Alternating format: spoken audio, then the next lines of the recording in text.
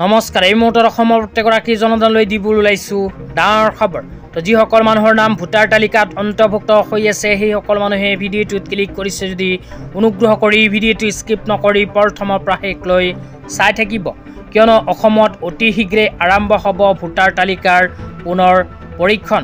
তো আপোনালোকৰ নাম যদি ভোটাৰ তালিকাত অন্তৰ্ভুক্ত হৈ আছে তেন্তে অতি সোনকালে এইখন প্ৰমাণপত্ৰ সংগ্ৰহ কৰিব লাগিব, অন্যথা আপোনাৰ নাম কৰ্তন হ'ব পাৰে ভোটাৰ তালিকাৰ পৰা।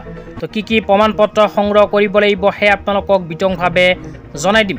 অনুগ্ৰহ কৰি ভিডিঅ'টো স্কিপ নকৰি প্ৰথমৰ পৰা শেষলৈ চাই থাকিব। লগতে মোৰ চেনেলত নতুন হ'লে প্লিজ চেনেলটো ছাবস্ক্ৰাইব কৰি মোৰ লগত থাকিব আৰু ভিডিঅ'টো শ্বেয়াৰ কৰি আপোনালোকৰ বন্ধুবৰ্গকো চোৱাৰ কাৰণে সুযোগ প্ৰদান কৰিব। তো বলক ভিডিঅ'টো আৰম্ভ কৰি এই বিষয়ত আমি বিস্তাৰিত জানি লওঁ। তো আপোনালোকে মোবাইল স্ক্ৰীনত চাব পাৰিছে ভোটাৰ তালিকাৰ পুনৰ পৰীক্ষণৰ বাবে এনেকৈ এখন আপডেট আমাৰ হাতত আহি পৰিছে। তো ইয়াতে কি লিখা আছে পঢ়ি শুনাই দিছোঁ। ইয়াতে লিখা আছে ভোটাৰ বিশেষ নিবিড় পুনৰীক্ষণ স্পেচিয়েল ইণ্টেনচিভ ৰিভিজন। তো ভোটাৰ তালিকালৈ এনেকৈ এখন আপডেট কিন্তু আমাৰ হাতত আহি পৰিছে। তাৰপিছত লিখা আছে গুৰুত্বপূৰ্ণ নিৰ্দেশনা। ভাৰতৰ নিৰ্বাচন আয়োগৰ দ্বাৰা এই আগষ্ট মাহৰ পৰা অসমত আৰম্ভ হ'ব ভোটাৰ বিশেষ নিবিড় পুনৰীক্ষণ স্পেচিয়েল ইণ্টেনচিভ ৰিভিজন। তো ইয়াতে কোৱা অনুযায়ী যিসকল মানুহৰ নাম ভোটাৰ তালিকাত অন্তৰ্ভুক্ত হৈ আছে সেইসকল মানুহৰ বাবে চলিত আগষ্ট মাহৰ পৰাই ভোটাৰ তালিকাৰ পুনৰ পৰীক্ষণ প্ৰক্ৰিয়া আৰম্ভ হ'ব। তাৰপিছত লিখা আছে এই প্ৰক্ৰিয়াত নিৰ্বাচন আয়োগৰ দ্বাৰা নিয়োজিত বিষয়াই ঘৰে ঘৰে প্ৰতিজন ভোটাৰক এখনকৈ ফৰ্ম ফিল আপ কৰাৰ বাবে নিম্ন উল্লেখিত নথিপত্ৰসমূহ জমা ল'ব। পুনৰ পৰীক্ষণত জমা দিয়া ফৰ্মখনৰ একপি নিজৰ হাতত ৰাখিব। পুনৰীক্ষণৰ ফিল আপ কৰা এই ফৰ্মখন জমা দিবলৈ নাপাহৰিব। জমা নিদিলে ভোটাৰ তালিকাৰ পৰা নাম কৰ্তন হ'ব পাৰে আপোনাৰ।